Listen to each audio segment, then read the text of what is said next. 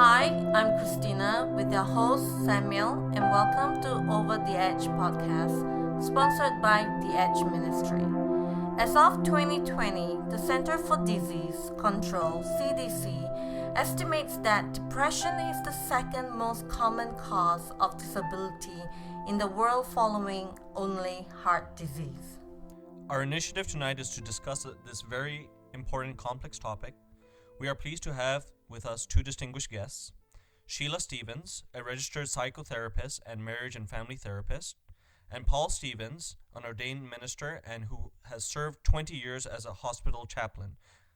Thank you very much for being on the podcast. Did I get any of that wrong? Perfect. It's all good. That's good. Thanks for All having right. us. Nice to be here. It's very nice to have you. So going into the deep end, so I'm going to read a small paragraph, and this will be a question for the both of you. So depression is a serious mental disorder confronting an ever-increasing number of people in our contemporary society. To start off, help our listeners with what is depression. When I think of depression, I think it's something that robs us of the joy of life. And it is a very smart and capable foe when it comes to mental health. It begins by understanding who you are, and in order to understand depression, it's good to understand who you are yourself, to know how it's going to work with you. So it's something that robs you of the joy of living. That would be my simple answer. Mm-hmm. And I think there are quite a number of symptoms that we might experience. And I wonder if it might be helpful to listeners just to list off some of the types of symptoms that go along with that. So things like just feeling sad or down in the dumps, feeling unhappy, or sometimes we call it feeling blue. We could have spells of tearfulness, that sense of really being discouraged, or, feeling hopeless. Often low self-esteem goes along with that. And that sense of feeling worthless or inadequate, could be guilt or shame. Some people find themselves criticizing themselves or blaming themselves for what's going on. And there's often a loss of interest in family and friends and being together when normally one would want to do that, often the case, but then there's a pulling away from being with people, and at the same time often feeling lonely. So also losing interest in things that we normally are interested in, activities or even interests at work, just that sense of loss of pleasure, and feeling tired, maybe either sleeping too much or not enough, can affect our sleep and our appetite, may cause us to worry. And then the one that is very difficult is some people end up feeling suicidal. So we may spend some time talking about that as well. Right. So the World Health Organization has identified mental health as a growing cause of disability worldwide and predicts that in the future, mental illness, specifically depression, will be at the top of the cause of disability. So Sheila, this is a question for you. What type of mental health treatment do you see going forward? Well, there's a couple types of treatment that can be very helpful for depression. One would be therapy, psychotherapy, and so on. And the other has to do with medication. And oftentimes, there are lots of studies that would indicate that it's the two together that work well together. So if people, depending on how severe the depression is, if it's mild, then no, not so much. But if it's more deeper type of depression, people often need medication just to have enough energy to be able to start to work on the cause of the depression in the first place, right? So it can be a vicious circle. If people have lack of energy, lack of motivation, then it's hard to do anything to get out of it, right? So some people do need medication, and then it can help in working on the cause of it, let's say through therapy. So those are two things immediately that I think of, but also just a sense of looking at health overall, like a holistic view of ourselves, and looking at, we can talk more about that too if you want. Is that something maybe just to mention perhaps briefly right now would be eating well, trying to sleep well, getting exercise. Actually, there's really amazing research on this, that if people get outside in the daylight, it doesn't have to be sunlight, just daylight for 20 minutes or more every day, that can do the same thing in many ways that medication will do. So it doesn't mean that it can substitute, certainly for everybody, but it's a really good additional piece to make it part of our life. Right. Often as we don't have the energy, it's hard, so we might need a friend to go with us to kind of get us motivated to do that. Because I was recently told from one of my classmates that they have mood swings depending on the weather. I never understood this, but they said, I think there's a specific term for it. There is. Sunlight affective disorder. Yeah. It's often just called SAD for short. Yeah.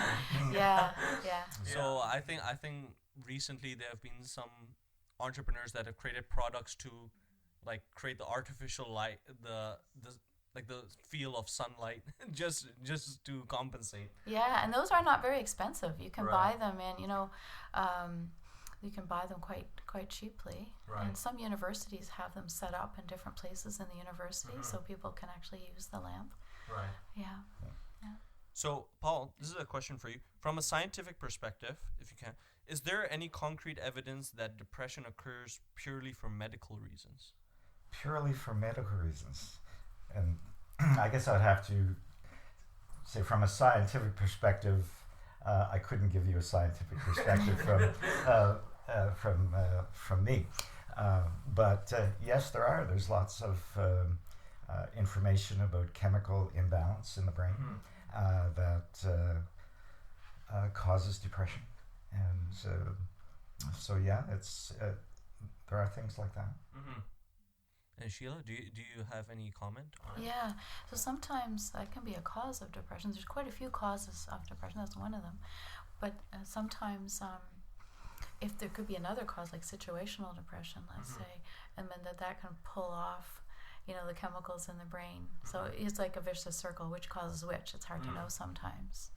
Yeah, but there is something else that if a person does have or suspects they have depression, the first thing to do would be go see their medical doctor, because the doctor will do a blood test normally to check for the thyroid, because that's actually one of the causes of depression, is a thyroid that's out of whack, so to speak. And so they will do that. That's the first thing. There was an article that I read online where just the very first sentence caught me off guard, which is this person, he said for 35 years they did not know they had clinical depression. How does one get to that realization that, hey, I'm probably clinically depressed and I have to go seek out medical help? I think sometimes it's from the people we associate with. They may be able to see in us something that we don't see in ourselves. We can certainly live a life of low-key depression, sadness, melancholy, all of that type of thing that seems very, very normal to us, especially if we've grown up in an environment where it's very similar. But somebody from outside may look in and begin to question our behavior. And if we're willing to engage in those questions and honestly look at ourselves, then we may discover that, hey, what I have lived as normal for the last 30 years isn't really what really is normal, and maybe there's some differences that I need to make, and maybe there's some changes that can happen that are for the good. Right. Yeah, I think that in our culture today, a lot of people.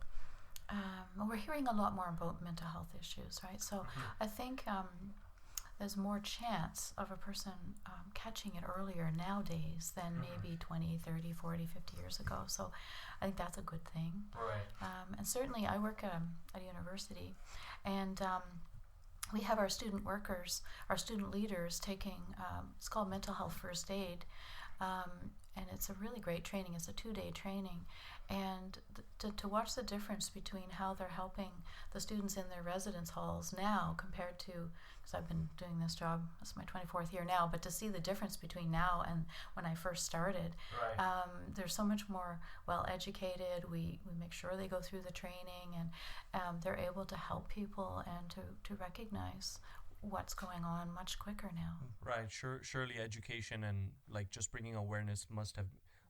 A lot of articles when I was researching for this specific podcast was education and awareness is specifically lacking in a lot of organizations, specifically universities, schools.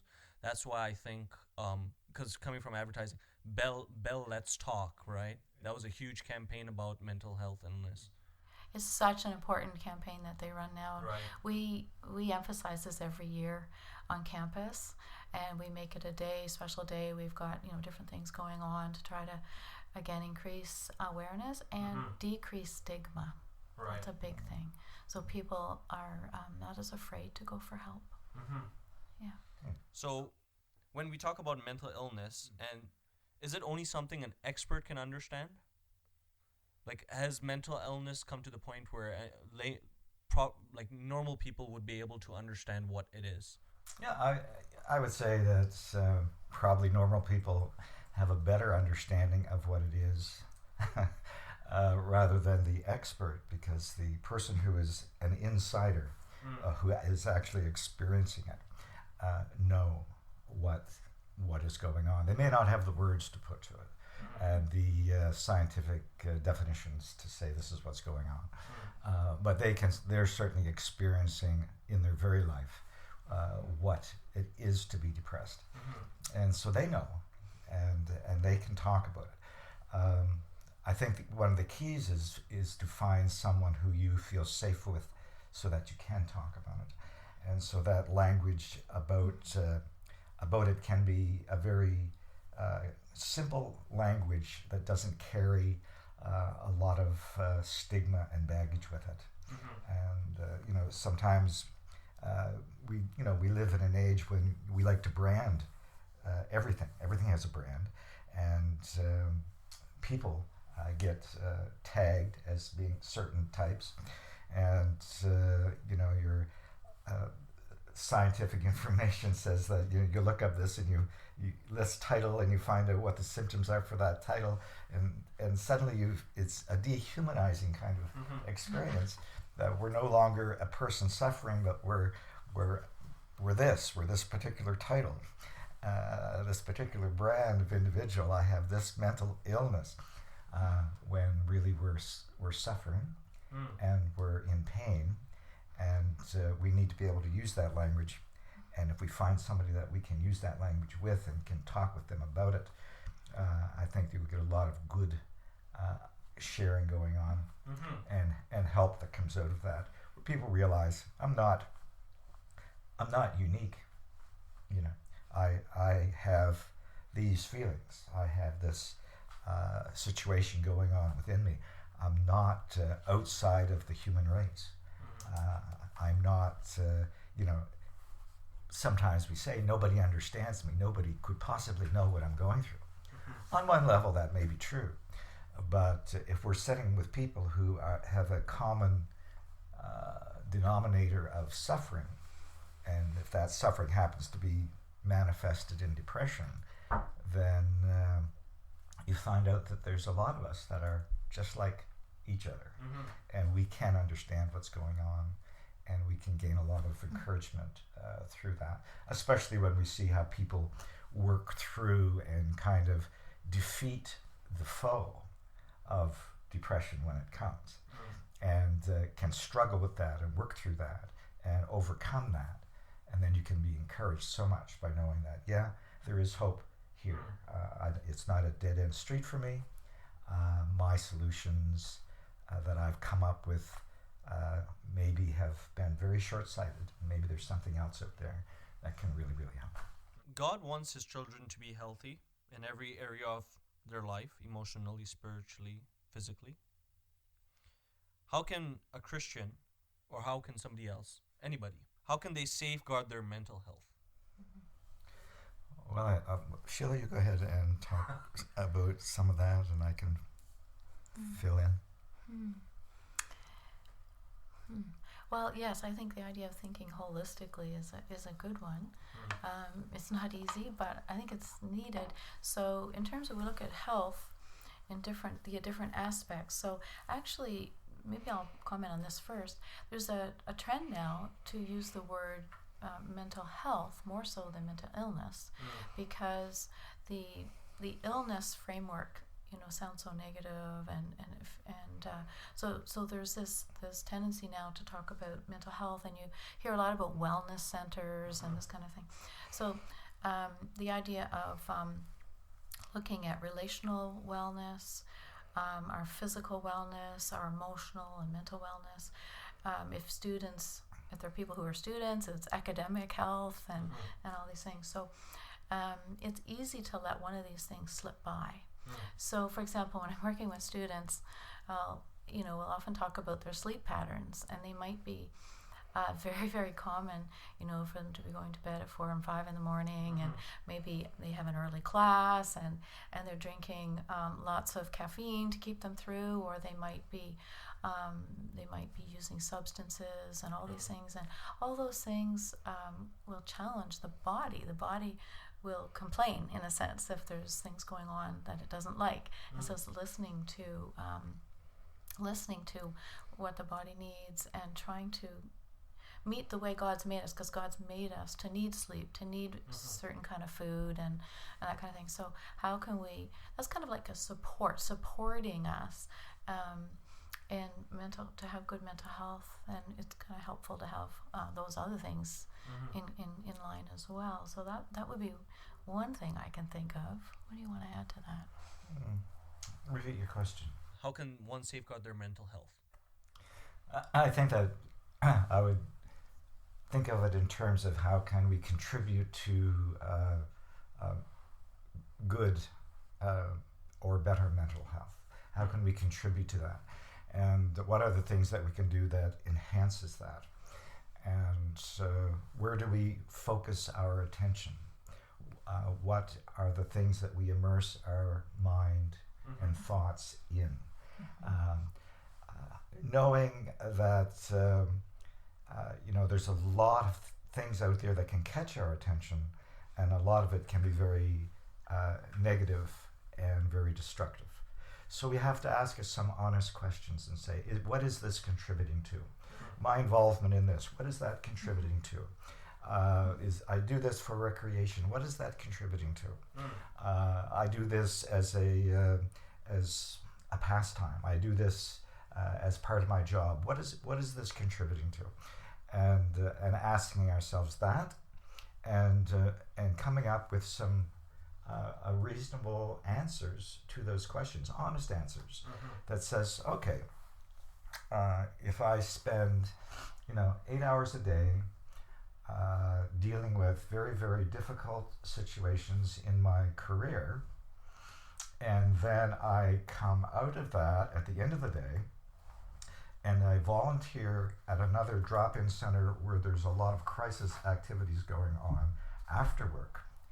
And after I come from work, I sit down and I read materials dealing with trauma and recovery and all of that type of thing. And I do that as a matter of habit. And then I find out, you know what? I'm kind of losing my sense of enthusiasm for living. I kind of don't see the bright side of things like I used to. Where's that coming from? Well, now ask yourself the question, what are you doing with your time? Where are you absorbing yourself? It will have an impact on you. So we have to ask ourselves those questions. How can we safeguard that? I think one of the other things is to realize that our opinions or our thoughts are simply that, opinions and thoughts. They're not truth and fact, not usually, although they can be. So when we tell ourselves certain things like, I am worthless, that is our opinion. We need to ask ourselves, is that true? Is that fact? Is that real? It's not. It's my opinion. What contributes to that opinion? What are the things that support that opinion? What are the things that don't support that opinion? Is there another way of looking at myself? So challenging the things that we tell ourselves is important to you. Realizing that, you know what, just because I call myself that doesn't mean that's true. Right. That is something that I've come to conclude, but maybe my conclusion is wrong. Right. So we need to ask ourselves those type of questions and come up with alternative answers to things that tend to put us down and tend to remove the worth from our living. We need to do that type of thing. So I think there's a lot of things that we can do, habits that we can develop that are very, very positive and good and nurturing. You know, you mentioned about God wanting his people to be healthy. You know, reading scriptures, meditating on God's love, realizing that the Bible talks a lot about God's undying love for us. While we were yet sinners, Christ died for the ungodly.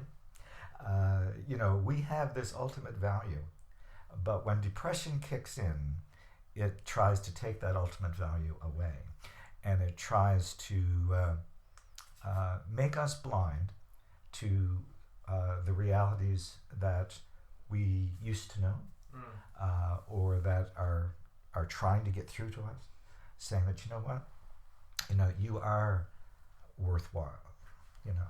So you got fired. Well, you know, lots of people get fired. It doesn't have to be the end of the world. You know, your marriage has failed, and you live with this shame, and you can take that and say that my whole life now is a shameful life, or you can say, you know, this is why these things occurred, and I'm going to continue on, and I am not, you know, I'm not junk, you know, that type of thing. So I think there's lots of things that contribute to safeguarding our mental health, and there's lots of things that can erode it. And but I think we need to, if we have healthy questions that ask why do we do what we do, then that is very, very informative for us. Sorry. Yeah, I just wondered, we want to add one thing there to what you're saying is, when we go through loss, you know, we could have lost a loved one. That one is, I think, an obvious type of loss. That's a very difficult one. But some other types of loss, you've alluded to it as well, like a loss of a relationship, or the loss of a job, or the loss of a dream, or whatever the type of loss. It's almost as if God's created a mechanism within us to deal with that. So we have to go through the loss, and part of that can be, when you think of the stages of grief, you know, one of the stages is sadness, Right. and another stage is anger, another stage is, well, first of all, the numbness and all that kind of thing that you can experience at the beginning of a loss, and needing just to work through it to come out to the other end, which is acceptance, you know, Right. kind of thing. So I think depression sometimes has a role to play. It can help us Right. to move through what's happened, you know, because we're human, and we're very much affected by the humanness of everyone around us. So as long as we're on this earth, we're going to have to deal with loss, and I think so. That's a bit of perhaps a normal piece that we have to work through. Right. So Because it's interesting that you say that, and I think for many different people, that stage of the grief, it's different for everyone. Because I remember when I came to Toronto, one of my family members passed away, and I did not know how to react really, and I don't know still at what stage I'm in, like acceptance or what. But from what I took from what both of your answers was, there needs to be a very high level of self-reflection and awareness. Right, when you were talking about your body and how you treat your body, and especially that time to be able to self-reflect and ask yourself those questions. But my question is, let's say we're talking about people in their 20s and 30s when their own lifestyle is so busy, social media is another topic where when you mentioned opinions, people take them on the chin. When a small remark is given on social media, they take it so it weighs them down. What would be your own, like, how would a normal university student, a normal kid in their teens, how would you like tell them to safeguard their own mental health? I guess often when I'm working with that age group, and I do a lot because of the work I'm in, we'll start with where they are. Right. You know, and try to hear what are the challenges they're going through, because usually they'll come for, well, in my work at least, they come for something. There's something bothering them. And I think one of the most important things is to have someone to talk to. Like, that is huge. Not social media, so like Right. in the like this kind of thing that you're mentioning, but having somebody I think you alluded to it as well, someone that you can trust. That it could be a therapist, it could be a pastor, it could be a youth leader, or it could be anybody that you trust, right? Just to be able to talk it over. And when people do have that kind of support from somebody that really cares, then they're able to move ahead. They're able to explore. They're able to talk about things that maybe they feel shame about, or things that they really are afraid of or afraid about. I think that's one of the things that we've been looking at this in university where I work, to make sure that everybody, when they come in, can get connected to somebody. So that's going to increase their likelihood of success as a student. It's nothing to do with their IQ. It has a lot to do with feeling accepted, feeling valued and understood. That's to me is huge. Right. Yeah. I think if we find someone that we can talk to, that allows the dialogue to occur, that says, what does this mean to you? So the young teen who is receiving this thing on their phone, and it's a devastating thing, they need to be able to talk about why that is devastating and why that carries so much power in their life, and is the power that they give it really the power that it has to control them, and is there a way for them to take their power back and to be able to live beyond the tweets and things that happen 100 times a day for them. If you have connections that are solid, the connections of all the other things that are on the media, on your phone and all of that,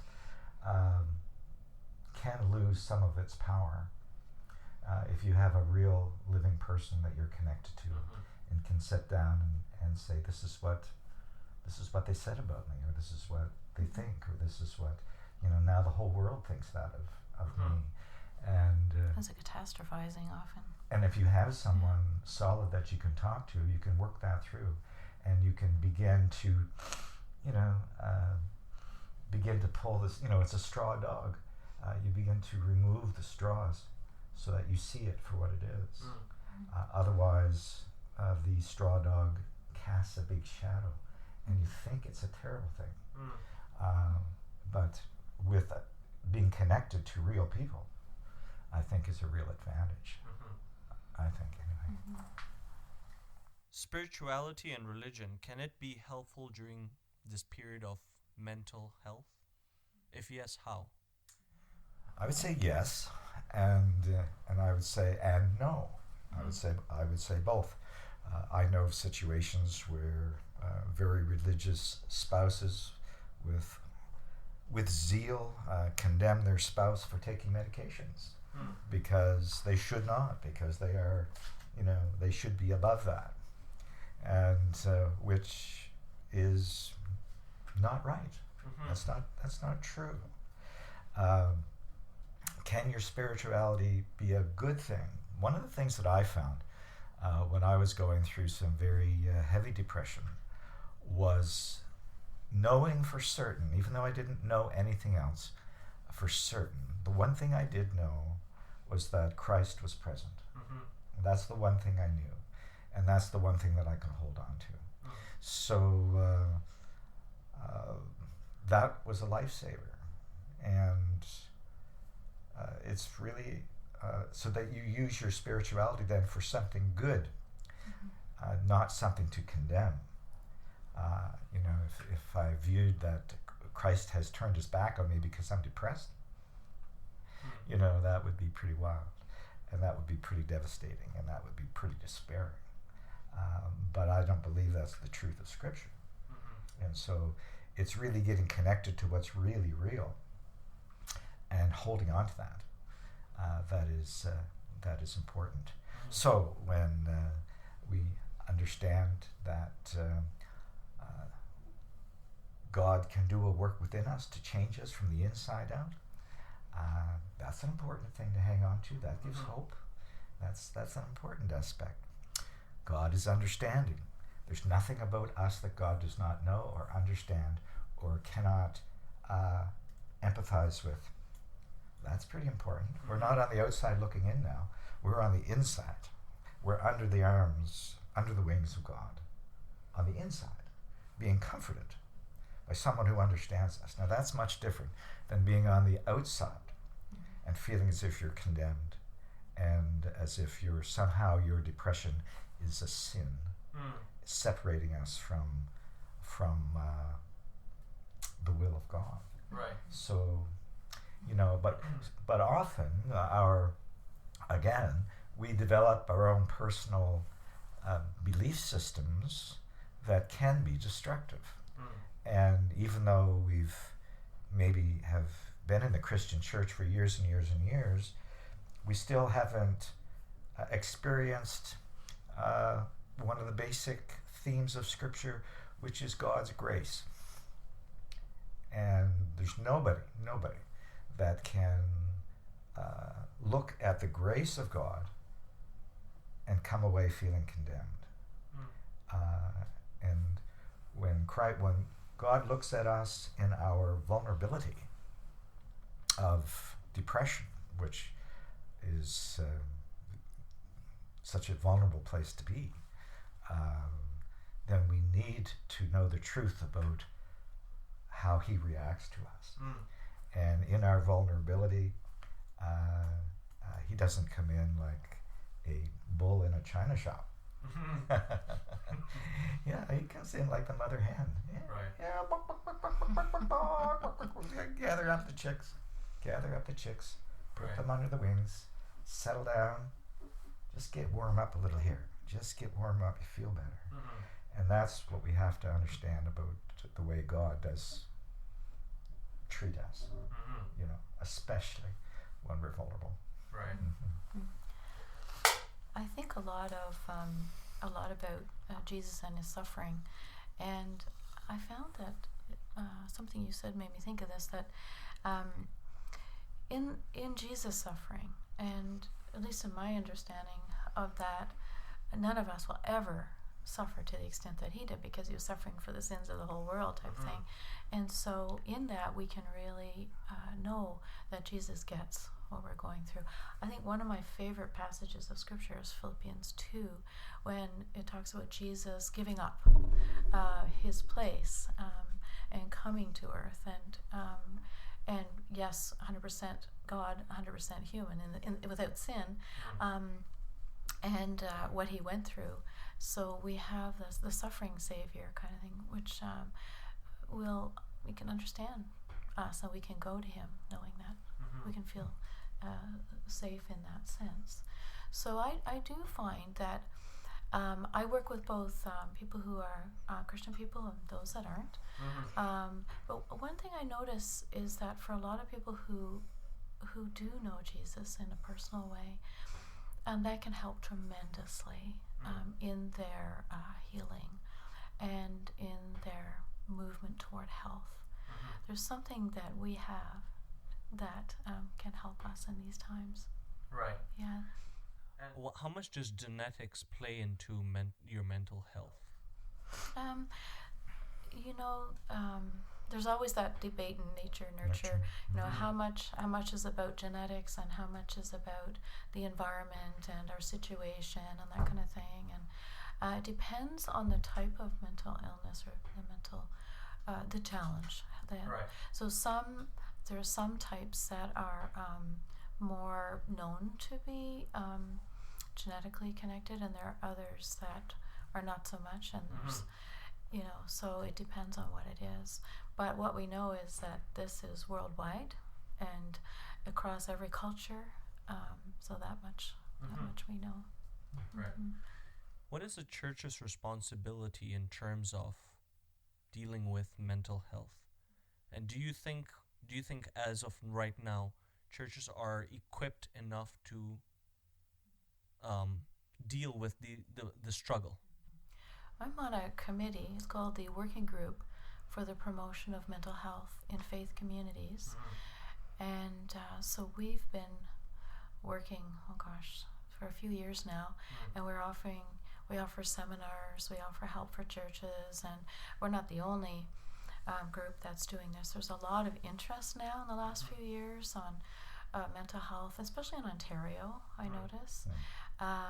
So things are really taking off, things are really improving. There's a lot of churches now offering support groups and all kinds of things, or even if they don't have something formal, we'll often have people, the church will send them people from their church to these seminars so that they can find out more, learn more, and they go back to their churches and they start to help with the stigma and start to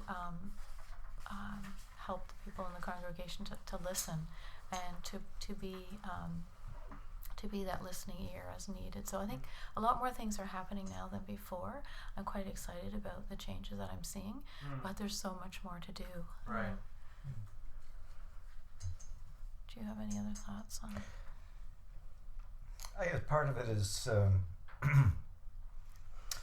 churches, as they present from the pulpit and within the community life of the church, the more accepting and caring and vulnerable that they become, I think then you set a good atmosphere for people to say, you know what,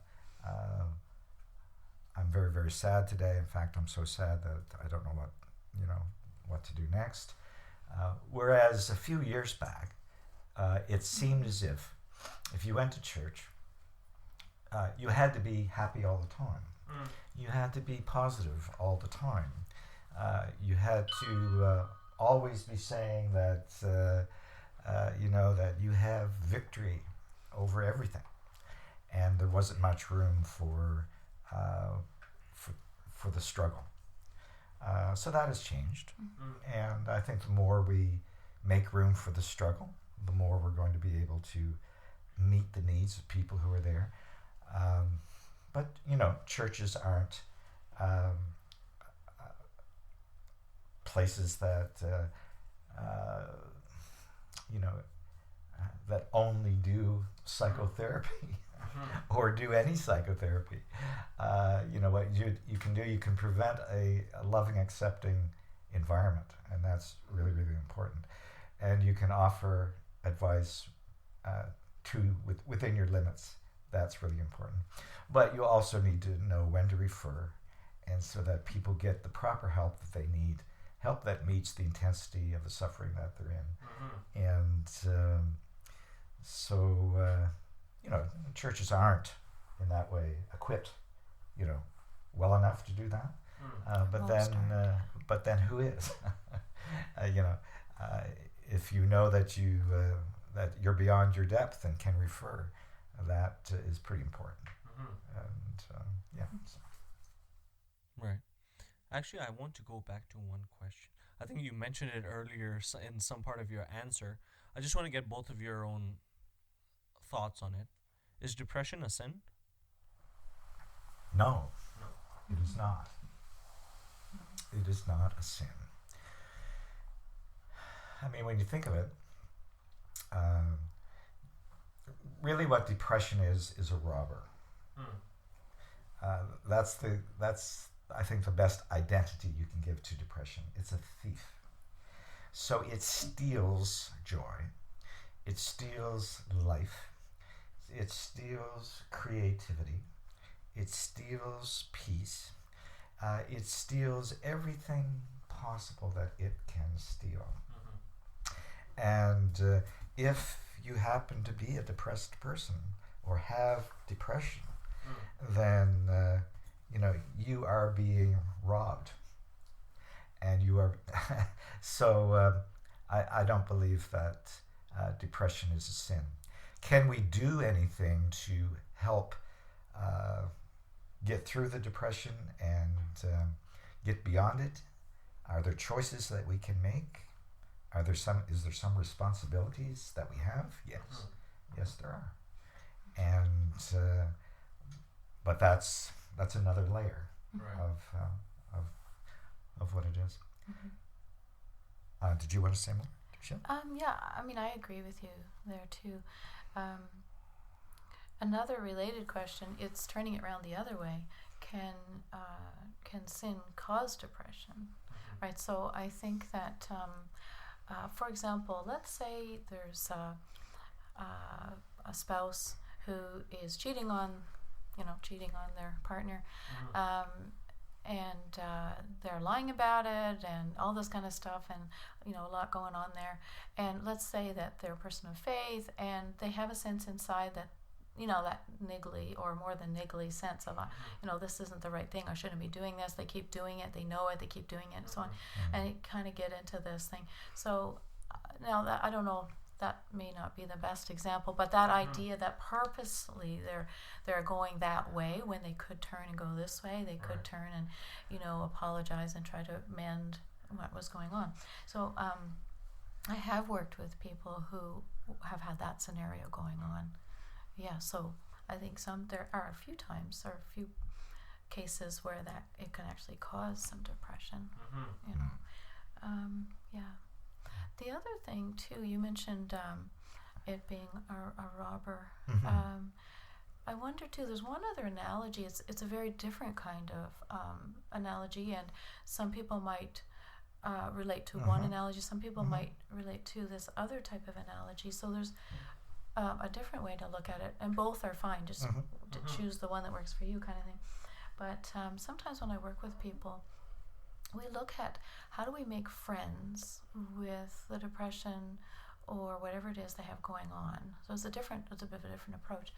And so the idea being that there's a reason why it's there, right? There's a reason why it's there, and can we understand what it's about? What's it trying to tell us? It's sort of like knocking on the door saying, this little voice saying, listen to me, I have something to tell you. And we keep the door shut, and we won't open, we won't listen. And sometimes the less we listen, the louder, this thing has to act in order to try to get our attention, to the point that it can, using that analogy, it can cripple us or debilitate us when it gets to that point. Now, sometimes we can do something about it when we're talking about chemical depression or that type of thing. I mean, there are things we can do with that too, but it depends on the cause and so on. But it's trying to understand, like if it's a loss that we're refusing to face, then that's not going to help us. So perhaps we need to, in that sense, learn how to be friends with this, and say, okay, what are you trying to tell me, and then go with it. Yeah, and if it is, for example, sinful actions, or if it's a lifestyle, or if it's loss, whatever it happens to be, dealing with it. Yeah. In that term, how would you give word of advice to people whose lines of work not almost require, but it's almost not a stigma also, they suppress their depression. They're not allowed to show that type of vulnerability. Let's say in people who are in public service, the first thing I would think of is like a policeman. Like when they have to suppress that depression, they cannot show their vulnerability. What would you tell even I'm thinking now of a soldier, like people who suffer from PTSD. Like there's often times when these people, they commit to worse actions when they just can't find a way to seek help or what would be your advice? Yeah. There's more and more attention being paid to this. That it could be ambulance drivers, it can be police, it can be people on the front lines, first responders. Yeah, any people working with trauma, and more research is being done, and it's understood that people who work with trauma need trauma debriefing. Should happen within 72 hours. So the quicker that debriefing can happen after the events happen, the more likelihood that it won't imprint, on the person's brain or whatever. So it's, I think, sure, they can't kind of talk about it to whoever they're helping. I mean, that's not right. But it has to be behind the scenes. Organizations have to be putting in place the behind the scenes help, that these people need in order to do their job. But more and more that's being recognized.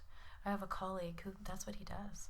That's his whole job. I mean, they just had a fire, and the people that have attended to the fire, they come, and he is so good at his job that they're all in tears before they're done, and there's just that release, which is so healing. And so I think it's a lot to do with having the right context, the right people at the right time when people are working in these kind of jobs. Really important. And if you're part of a culture that doesn't permit that, you may be. That's hard because you're not only dealing with your own stuff, but you're dealing with the pressure of the culture that you're working in that prevents you from being human and acknowledging what's going on. So in that case, you wouldn't get what you need from the culture. You'll have to go outside the culture. And so then the police officer, if that happens to be the culture in the unit that he's in or she's in, if they can't offer the help, then that person needs to go outside and actually get the help. It's important that you get the help. And there's so many helping agencies out there that help is available. And so to be able to say, we can't deal with it because we're not allowed to let our defenses down, let people know on the work line what it's like. Well, that may be the case, but you would have to then go somewhere and have the help that you actually need. And I mean, we all know that suicide amongst police and military and all of that is common because they are not able to deal with the stuff that they see. So you have to go outside your culture. A lot of workplaces have EAPs or employee assistance programs. Many have benefits and so on, which will cover various types of help. Right. Well, when it comes to, because I can sense from both of your answers, the big thing is know when to ask for help and go do it. But oftentimes some of the most mundane of tasks can be very hard to motivate yourself. Like even for when you're in that phase of melancholy and you're sad and you're down, what are those small things? Like I'm looking for small like tips. What can you do to start that process of healing yourself? Even from a Christian perspective. I know prayer, scripture. Like you can even share some of the things you guys would do. Sometimes it's knowing. You ask yourself the question: what did I used to enjoy? I don't enjoy it now because I'm depressed, right? So, but you can ask the question: what did I used to enjoy 2 years ago or whatever? Say, I used to enjoy going for a walk. Okay. How am I going to go for a walk? How are you going to pry me off the couch to go for a walk? Get me out the door to do that. That's where somebody can be very helpful. And so that somebody from a congregation you go to, if you happen to be going to a church, or a friend comes and knocks on the door and says, let's go out for a walk. Let's go do that. It might be going out for a hamburger. It might be going out to a movie. One thing about depression is it really kills your motivation. So the chances of you motivating yourself to get out and do it is a real sign of strength. And if you're able to do that, now is the time to do it. Because you might get to the point where you're too unmotivated to even consider it as a possibility. So if you can do those things that are self-soothing now, you're feeling as if you're a bit down, but you know what? Maybe you like to sit in the bathtub for 40 minutes with, candles and music and all of that, and you enjoy that. Cup of coffee, sit there. Okay, so then what am I going to do tonight? I don't feel like doing anything. I'm not going to do anything tonight.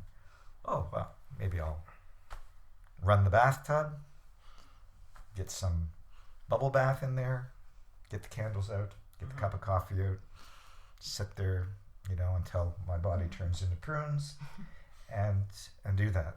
So now you've had 40 minutes of relaxed, non-depressed time. And that's 40 minutes you didn't have earlier that day. So those are those things, but it all requires you knowing what would be good for you to do. So make those lists now, because when you're depressed, you're not going to have a clue. Somebody says, what do you want to do? You say nothing. Right? And that's exactly what you should say if you're depressed, right? Oh, let's go out and, go snowmobiling. I really want to do that. Right. Well, I guess maybe you're not depressed, today, right? So is that the kind of thing that you're thinking of? Maybe another thing I'm thinking of is worship, and worship music has helped so many people, because what it can do is change our brain in a sense. It can help us regulate emotion. It can help us to, even as you said, for a short period of time, to feel a little bit better.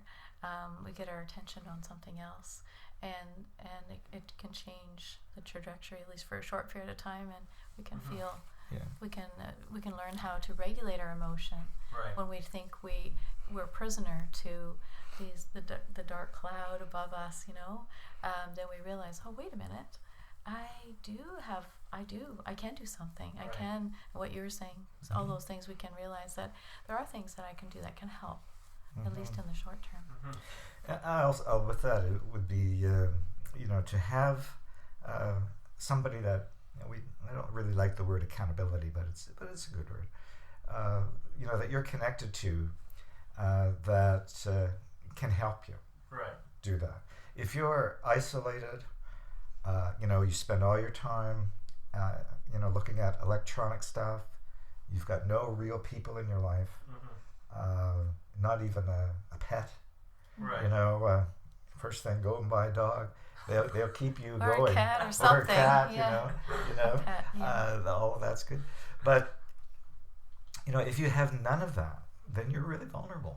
Right. And you're really alone in a lot of ways. You're almost spelling out how I live.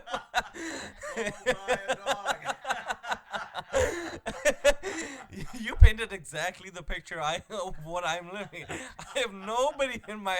No, I have Esther living next to me. Yeah, right. But you're very vulnerable. Yeah. And, when you feel down and it's just you.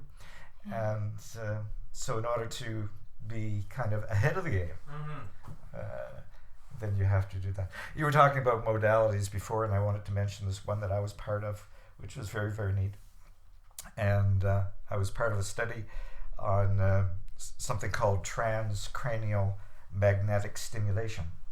And it's relatively new, but it's a painless procedure where they use magnetic waves to focus in on areas of the brain that are affected by different things. And so one being depression. There's a part of the brain that really gets hit hard with depression. And the magnetic stimulation is just that, with magnetic waves, it begins to wake up those cells that have become dormant. And they have isolated different parts of the brain for different things, but this is the one that applied to me. So it's totally painless. Side effects are feeling better, which I thought was a good side effect. And so that's something that is available, and it's relatively new. Fortunately, I was part of a study, so it was all free for me to go. Right. But that it's I can certainly say that was a very, very good thing. So you say, well, there's medication and there's talk therapy and this and this, but people are coming up with different things, and this transcranial magnetic stimulation is one of the newer things that is very helpful. Another is cognitive behavioral therapy groups. And even if it's not a therapy group, there are other types of groups, especially if people don't have a lot of connections and they can go to a group and be with people who are dealing with something similar. Right. So there are people who love a group context. And cognitive behavioral therapy, one thing that does is that it gives you a structure to ask those questions of, what am I thinking about this particular situation? How does that relate to me? Are my thoughts about this accurate, or are they just thoughts? What are some alternative thoughts that I could have in light of my experience here? And it gives you a very, very good way of tracking and specifically asking those questions, and they can be extremely helpful. Do you still think with all the research you were talking about, and do you still think there's a taboo for the misunderstanding about mental health? Why do you think, if the answer is yes, why? Well, it's interesting because probably a lot of reasons, but one might be that, well, two I can think of. One is fear, and the other is things you can't see. Like I'll often talk to people when I'm working with people with depression, and so maybe they don't want to take medication or all this stuff, and I'll say, well, if you were diabetic, would you take insulin? Or if you broke your leg, would you get a cast put on it? Or if you had trouble seeing, would you wear glasses or contacts? And yes, to all of those, people would almost. Right. And I've never heard someone say no yet. Right. But would you get help for depression? That's a little harder for a lot of people, not everybody, but it's something you can't see in the same way that you can. The physical issues that we have are a little bit different, a little bit easier to see, and somehow seem to be more accepted or more okay. But the other thing is fear.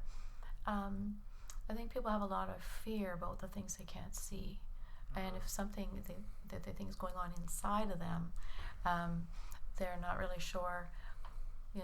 There's fear around what to do about that and what's going to happen to me and all that. And also I think other people have fear toward people. Let's say someone has more severe schizophrenia or something like that. Then they act in ways that are we're not sure exactly what they might do next, right? So people get fearful of that. They don't know what's happening. They don't know what it is. They don't know what to do.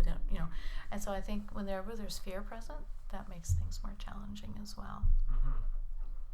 Yeah. I think that if the person who is suffering from the depression can deal with their own stigma about that is really important. We may not be able to, deal with other people's opinion about it, or acceptance or comfort level about it, but we need to look at ourselves, and Sheila, you had mentioned the idea of becoming friends with the depression, and I think that has an important element to it. In this regard, we need to know that this is part of what's going on for us, and if we can accept it as part of what's going on for us and not get so distressed because it's there that it drives us, beyond reason, then that's an important thing. If we can feel more comfortable with it, not that we like it. Who likes suffering? And depression has a lot of suffering to it. It's not that we like it, but we can come to terms with it and say, this is part of what goes on for me, and you no longer have to dread it. But part of that is to be able to disarm the dragon, and to be able to know that you can overcome, and that you do not have to shrivel up and hide away because of this. You can actually overcome this and live a very productive life, and you can do that. And I guess if there's anything I would want people to understand is that you do have that hope, and you can overcome. And depression is not a dead end street. Right. That's important. Even though when you're in it, you feel like it, Even but though it's when not you're in true. it- It's not true. That's right. Yeah. And some episodes, the average length of an episode would be 8-9 months. Right. And that feels like a very long time, especially if it's clinical. If it's more, a bit more, deep type of depression. And people may go through that only once in their lifetime, but there's other people could have that reoccurring. So once people have kind of, if I could use the word, conquered it the first time, if they go through it knowing that, hey, they can get through it the next time if it does happen, and if they have another episode. But as we learn more how our body works, and how to more overcome it, as you said, we can learn next time a little, some things we could do differently, if we go through it another episode or more. Right. From a theological perspective, do you think faith and prayer could be enough to pray away mental illness or depression? That's such a good question, because there's so many unknowns, right? What is causing the hiccup in the mental health? What's causing the depression? What is that? Where is the source? What is that coming from? Prayer and faith, amazing, active parts of our belief system. Yes, it can do many, many things. If I had a broken leg and I prayed over my leg to be set back into a straight line, do you think that would happen? I would say, well, probably not. So if a depression is caused by chemical imbalance, will praying and faith restore that balance? Or do I need a little bit of help?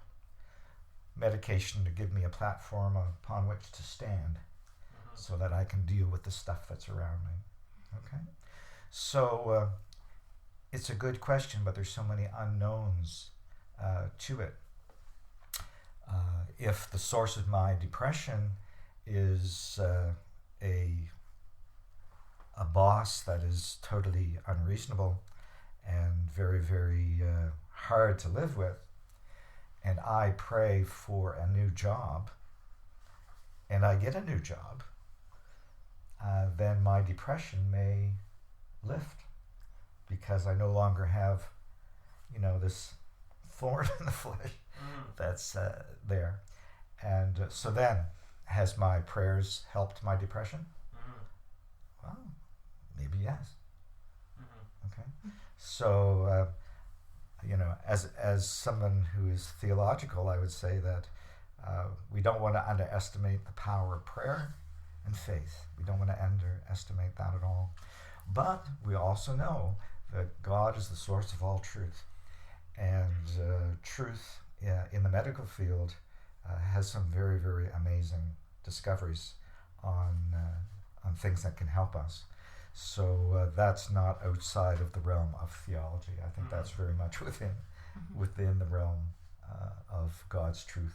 All truth is God's truth. Yeah. Maybe going along with that, I like the analogy or the story about someone's drowning and they pray for God to help, and the boat comes along to rescue them, and they refuse to let them help because they had a different idea of what God was going to send to help them. So God can help. Like, in a sense, we can be Jesus' hands and feet when He's not here, physically at the moment. And so in our praying, I think God will often send people our way, and it's for us to have eyes to see the way God might be moving, and not just to turn our back on the help that God's bringing in whatever form that might take. To be discerning, of course, but I think God uses other people. Maybe God uses books. There's some books. There's lots of. It could be a chat. Online chat thing that could help. It could be any number of things that God might bring into someone's awareness. Right. And I guess one thing when I leave this podcast, the first thing I'm gonna search on Google is how much a dog costs or where I can adopt a dog. So I guess actually one of my last questions was, do pets help with depression? Which I think you've already answered. I think there's clinical evidence that shows that pets can reduce blood pressure and anxiety. And I, from my own personal experience, I would say that absolutely. Do you have a pet of your own? Yeah, I have a Portuguese water dog who and she is totally crazy, and she will not let me alone. So if I don't want to go out for a walk, she doesn't curl up and lay down. She looks at me and yaps until I get up and take her out. When I come home, no matter if I'm gone for 2 minutes or 2 hours, she's delighted to see me. I mean, just totally delighted. So I get all kinds of doggy hugs and kisses for no good reason, right? She thinks I'm amazing. And so pets do that. They're like that. And plus they're very understanding. And if you're a pet person, or if you become a pet person, you'll see that they have a uncanny sense of knowing what's going on for you. And they are a very good gift. Just going off the some of the darker sides of depression is suicide, and I wondered whether both of you, either from personal experience or just knowledge about it, could elaborate more and talk more about because it's a topic not many people want to talk about because it is such a serious topic, but then quite some number of people deal with that topic behind the curtains or in silence. So would both of you be able to share your thoughts about it? So it's one of the of the list of symptoms that people can have as part of depression. That's one of quite a number. Not everybody who is depressed will have suicidal thinking, but it's almost 100%, almost, not quite, of suicidal people have depression, right? So it goes one way, but not everyone will have suicidal thinking. But that in itself, that's a whole other topic, right? We could even spend a lot of time on that. But if people do have that as one of the symptoms, again, knowing there's help for that, and it. I think of it as a triangle. If you think of a triangle on its base, right, if it's on its base, that's where we feel more solid, more stable, right? But when we go through crisis, and if suicidal thinking is part of that, it can imagine the triangle on its point now. Okay? So that the triangle has two choices. It can fall to the left or it can fall to the right. So what we want to help people do if they do have some of those symptoms is to realize they can choose life, right? And there's help for that to happen. They don't have to give into the feelings or thoughts. And so there are, just to mention, probably a lot of the listeners may know this already, but if not, there are suicide crisis helplines out there that are 24/7. Like there's always someone to talk to, because we can talk to a friend or whatever, but we may not want to bother them in the middle of the night. And so there are these crisis helplines that are there for that reason. So anybody that's afraid of bothering, a lot of times when people are going through a rough time, they feel like they're needy, or they're going to be too much for somebody. But these people are trained for this. That's what they do. Yeah. So I just encourage people to call one of those lines if they need to, not to hesitate. On that topic, I don't know whether there's a stigma for it or not. The level of wanting to ask for help, realizing that you need help, but then also thinking about it that you're a weaker person, that there's shame attached to it. Like, if I'm going to call somebody, no, I can deal with it by myself. And I think this goes along also with the idea of nature versus nurture. Whether I was brought up to deal with these things and by myself, handle it, be a man and do it. Whereas, saying that I have mental illness or I have depression, that I might be seen as a weaker man.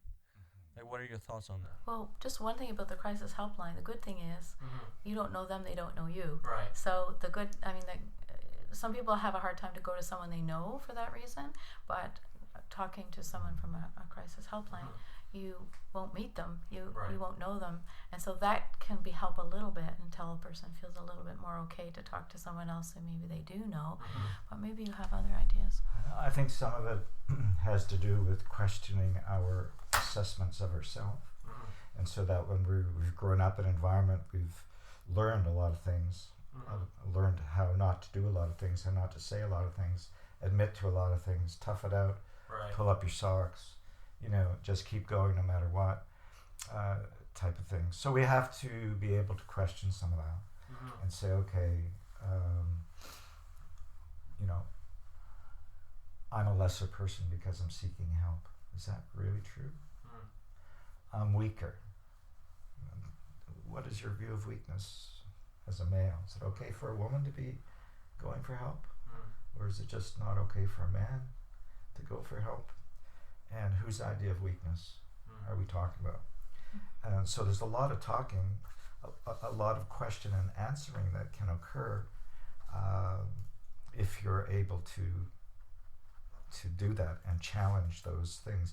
Little helpful hints that you were asking before, about how to help not to fall into the depression.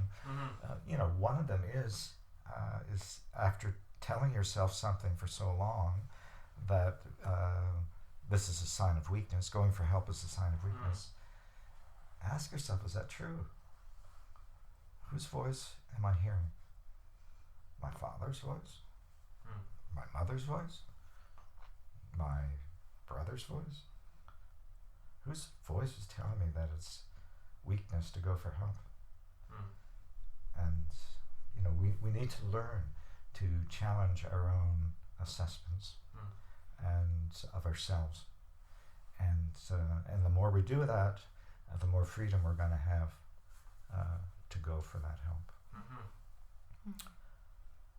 That's one of the first things I say to people when I meet with them, is how much I appreciate their courage to come and talk about something that's not easy for them to talk about, and just and sometimes they're surprised when I say that, but and I mean it.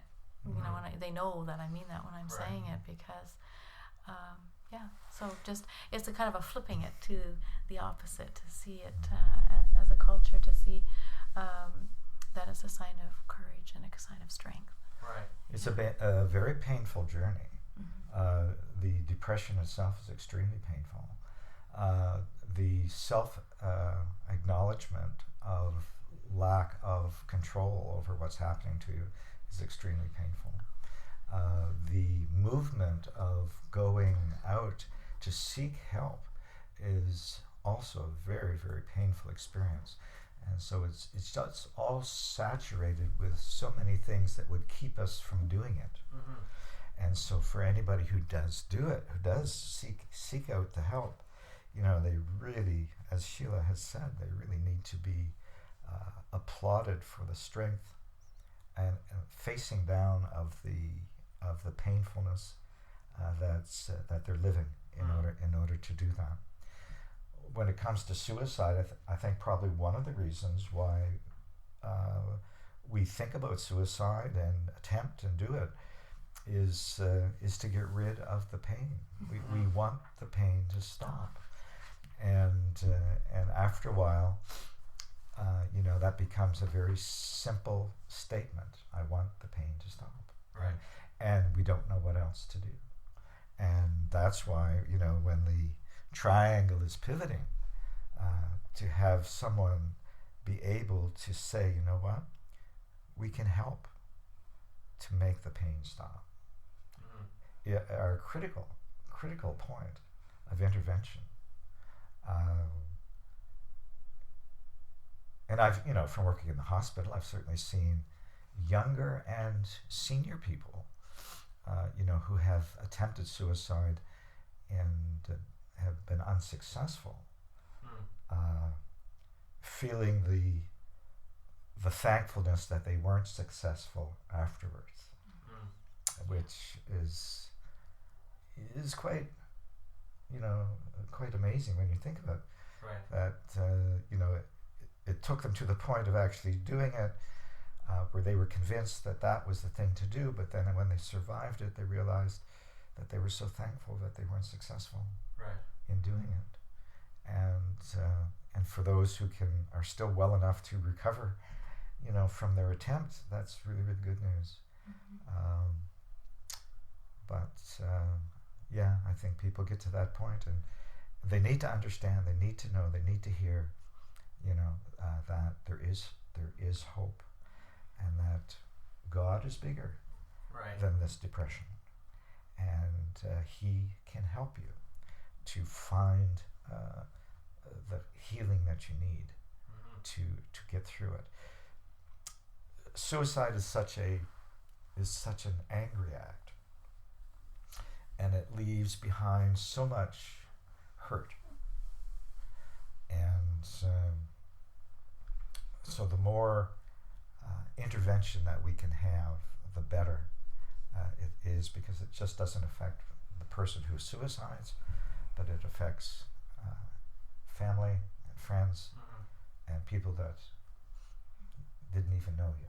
Right. So it's, that's part of what we need to understand too. When we said, the world will be better off without me, is a lie. But we do get to that point where we say, they're better off without me. I shouldn't be here. And but then you have to say that is definitely untrue, because your absence will be a real piece of torn fabric in the lives of the people who know you, and that's not better off. That's not better. And I think it's good to remember that it's a crisis, and crisis don't last forever. And when you're in it, you feel like it will. So I love the analogy of a tunnel. And the light at the end of the tunnel. Yeah, and for people, even though I've often said, when I work with people, I hold up my hands like this to say that I will hold the hope for them until they're ready, to take it for themselves. That we can hold hope for people when all they know is the darkness in the tunnel, without seeing the light, but it's there. They just don't see it. And so we can be the light holders for people when we're not going through it, for someone who is going through it. But actually, that reminds me of one other thing. and that is, we haven't said anything about this yet, but where there are people struggling with depression, there are often caregivers or loved ones behind the scenes, right? And so certainly we've gone through that, and when there's someone going through depression, the spouse or whoever the other person is, there can be a sense of a lot of helplessness and a sense of wanting to help, wanting it to be different. You try different things to help the person. Sometimes it helps, sometimes it doesn't. It's a tough position to be in. So there's research on this suggesting that a lot of people who are the person closest to that person will often benefit from, like it could be a support group, or depending on how deep and how long the depression has gone. If it's a short-lived thing, not so much, but if it's a longer type of depression that's going on. So it's not uncommon for the person who's closest to that person to also have maybe some minor depression going on. So it's just to know that that's common, not to feel guilty yourself or all of that, and to know that feeling helpless is pretty normal. Right. But again, making sure you get support. And that's the case for other situations too, like, when you have a family member who has Alzheimer's or dementia and all that. Anybody who's trying to care for someone who's in a difficult place, then, the caregiver has to make sure that they're getting their needs met somehow. Right. To have somebody to talk to, or some way to look after themselves. Yeah, and the why does God making me suffer gets answered by, I must have done something terrible Right. to cause this to happen. And to be able to hear that God isn't making you suffer. He is with you in your suffering. And suffering with us. And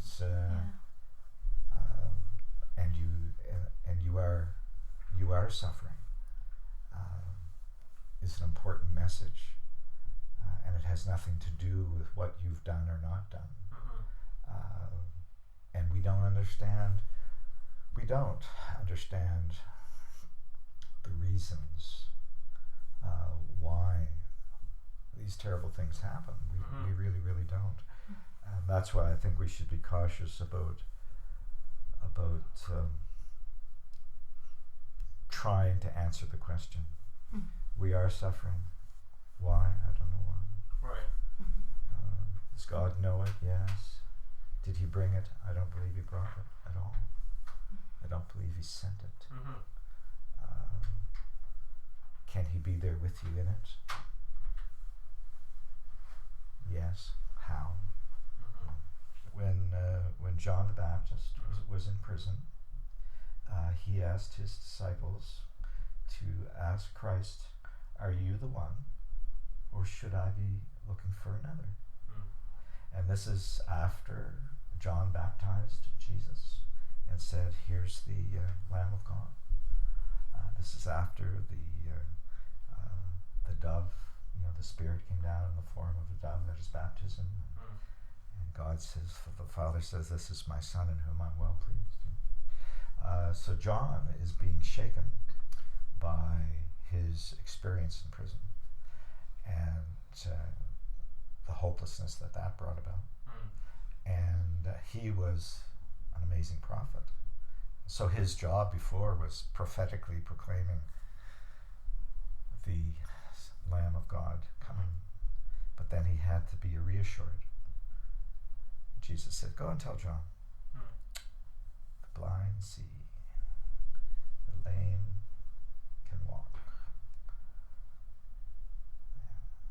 So that, I think it's such a good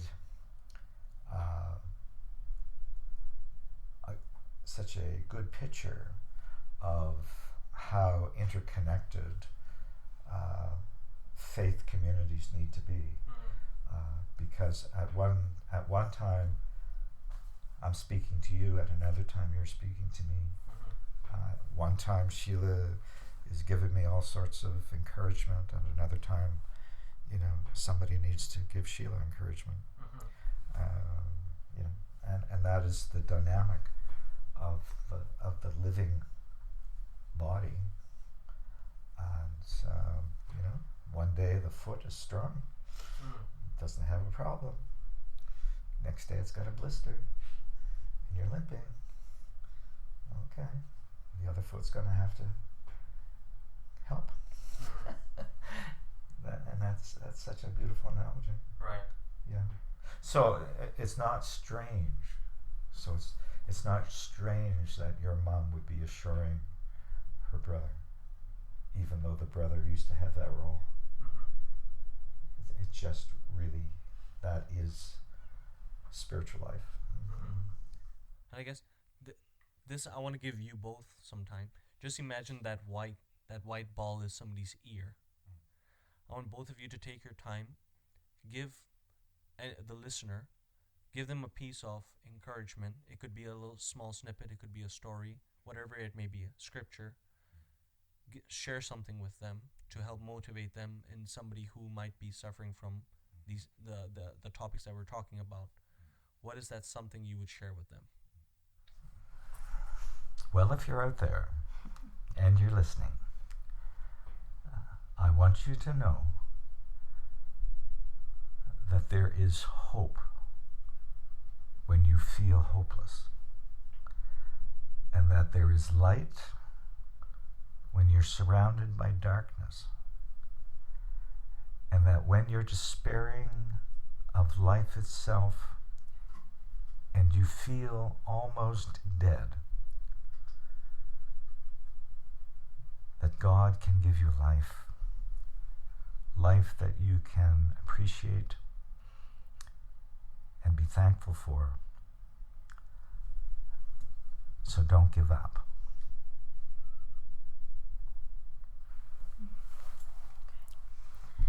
I think my message would be similar in terms of hope, that this is a temporary issue that we face from time to time, sometimes more deep and troubling than other times. Sometimes it's fleeting, sometimes people experience it for some period of time, but there is a light at the end of the tunnel. This will pass, and also to be looking to who or what you need in it, so that you don't have to be alone in it, whether it's God's presence that you can find surrounding you, if it's another person. We've talked about a pet, we've talked about different things, just to reach out. Even though you might not have the energy to do that, reach out and find what you need for that period of time. It's out there. The help is there. It's just getting connected to the right help at the right time, whatever form that takes. Yeah. On that note, could you both of you share what are you reading? What are you listening to? What am I reading? Yes. What are you reading? What currently, day to day? What books are you reading? I just finished a book on Leonardo da Vinci, and just a very informative, amazing book. And the thing that came out of it for me was never give up your curiosity and your appreciation for the things that people take for granted. Allow yourself to see things new, as if for the first time. And one of the things about Da Vinci was his incredible sense of perception, so that he could look at something. The story is told of him being down by the by the river and seeing dragonflies, and noticed that dragonflies have 4 wings and use 2 of them the forward ones independently of the back ones. And so he noticed that. And whereas we see a dragonfly, maybe we just see a big bug and it's flying by. Who cares? Who cares, right? But he marveled at at that. So anyway, I have just finished a book on that. Right. And in terms of what I listen to, I'm pretty boring in terms of what I listen to. So 680 News is kind of a stable diet for me. And I do turn it on several times a day. But I have heard, I don't know that you sculpt? I do. I do carve wood and stone and clay, air dry clay. You don't need a kiln to dry it. It dries from the air. So I enjoy doing that. That's, right. But that comes from observing, animals and things in the crazy antics that they do, and appreciating, how they do things. So that's a love I've always had. Right. So I like to do that. I find it very refreshing, very very therapeutic, really, in a sense. And other things, like I made this vest. Oh wow! So but I bought some leather and sewed it together, that type of thing. So I think, why go out and buy one when you can make one, right? So it's just fun just to do that. So, yeah. Sheila? Well, I do reading for my work, so I find that I don't like to read so much in my hobby time or after work time, but I do have a devotional that I absolutely love. There's like a writing for every day, and it's written like Jesus talking to us personally, and it's just so amazing. I just love that devotional. It's so personal, and it's so real, and it keeps bringing in scripture, so I just love reading that devotional, so that's important to me. And for music, I do love worship music, and also I love classical music. I was trained in that from when I was young. I played classical guitar, and that was for my first degree, actually, was in music.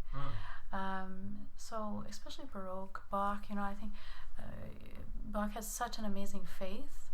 He wrote to the glory of God or some such thing after every piece, that he wrote, and so I think that would probably be my favorite composer, really. But any classical music I love to listen to, and I find it's very, not just any classical music. There's some that's, I don't like some dissonant, like really music that's meant to be dissonant, because I think that it actually does something inside of us, inside of our brain, and I need something soothing and something that brings some kind of order, as I think that how God sees the universe. Like Bach, I think, is a perfect example of that. Such beauty that he captured in his music. So yeah, I love to do that. I love to listen to that.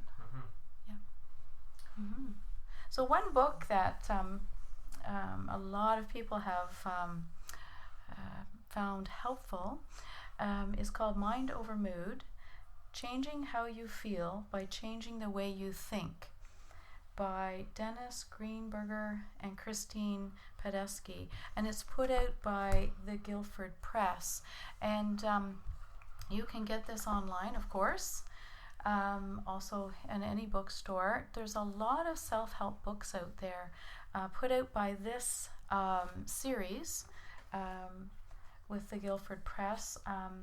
That's a great option for people, and so it's meant for self-help. There's another book now for people who have what's called bipolar disorder, which is a type of depression. There's a book out there called The Bipolar Disorder Survival Guide by David McCloskey. how do you say that name? McLowitz? McLowitz. Yeah, okay. That's also put out by the Guildford Press. So this would be for people who have not only the depressive side, but also the manic side, which is what I call high and low lows. So, for example, in the high part of the experience might be like mind racing, maybe up all night, maybe doing things you never even dream about doing when you don't have the high going on. So maybe spending a lot of money, which you wouldn't normally do, this type of thing.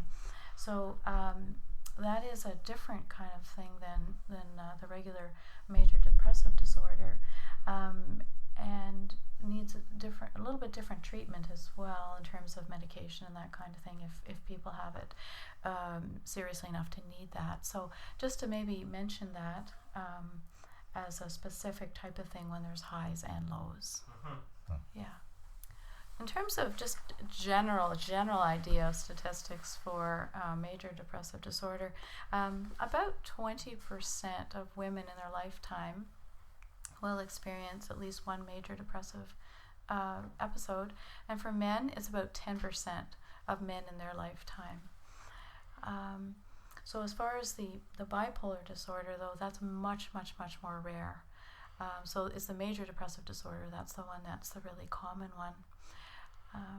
Including for women, for example, fairly common is postpartum. We haven't talked about that yet, but postpartum depression is actually quite common as well. So those are sort of a rough idea of the stats. On that note, Paul, would you mind closing us in prayer? Let's pray together. Our Father in heaven, we thank you for this time together. We thank you for your presence in our lives, most of all for the hope for this life and for the life to come. We pray, Lord, that who's ever listening to this podcast, that they could sense your presence and that they could sense your hope. May you give each one courage. Through Christ we pray. Amen. Thank you very much, Paul. Thank you very much, Sheila. Thanks for having us. Thank you. Thank you very much. Thank you to the listener for listening. And if you have any comment, question, or any prayer requests, please do so by posting it on any social that you find this podcast on. If you're listening through Spotify, if you're listening through Google Podcasts or iTunes, please do subscribe, and each episode will come automatically to your feed. And thank you very much. Stay tuned. We would like to thank Sheila and Paul Stevens for joining us tonight, and would like to invite you to join us next week for another interesting podcast at Over the Edge.